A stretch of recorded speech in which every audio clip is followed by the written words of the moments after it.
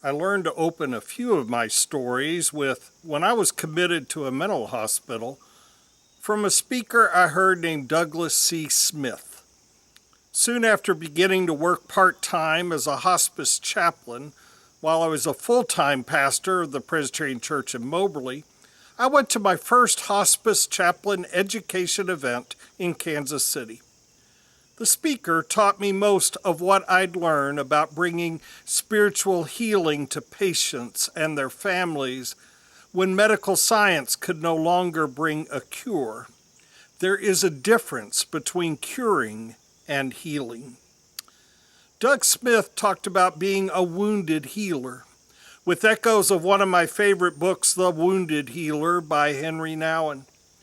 Doug shared his own stories of being wounded, which helped him not dominate over others, not hide behind his emotional armor, but empathetically and compassionately be with those facing death.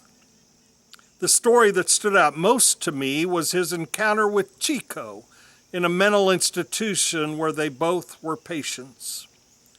I bought, read, and practiced his book, Caregiving, Hospice-Proven Techniques for Healing Body and Soul. In 2000, I went to hear Doug again at another hospice conference.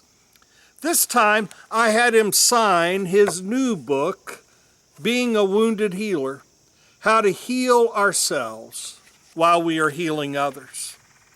It contained most of the stories I remembered from years before, along with powerful reflections for the reader to work on. I was grateful to receive a powerful sermon illustration I repeated for years. Frank and Mildred and their one child, Sarah, who was stillborn early in their 70-year marriage. 7 years after reading the book, I was given my own opportunity to begin a few stories with when I was committed to a mental institution. Some things helped me while I was in the hospital: my faith, my family, the prayers of the church. Others laid groundwork for me, singing Fire and Rain and Helpless and the movie Patch Adams. But it was experiencing Douglas C. Smith that assured me God isn't finished with me yet. After 14 years, Doug had to give up his ordination in the Episcopal Church. My ordination seemed very shaky right then.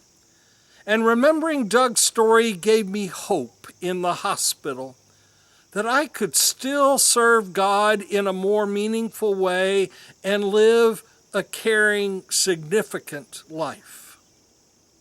If you haven't heard Marvin Lindsay's sermon from yesterday, don't miss it. Watch it now. While he didn't intend it, this reflection came to mind after hearing him preach about Joseph in Genesis. I too am not fatalistic enough to say God causes all things. But I do believe God can be at work in our lives in ways we might not expect or anticipate. Sometimes God helps us recall the gifts of the past to interpret the present. When in your life have you needed the reminder that God was at work in you? How have your past experiences helped you interpret your present?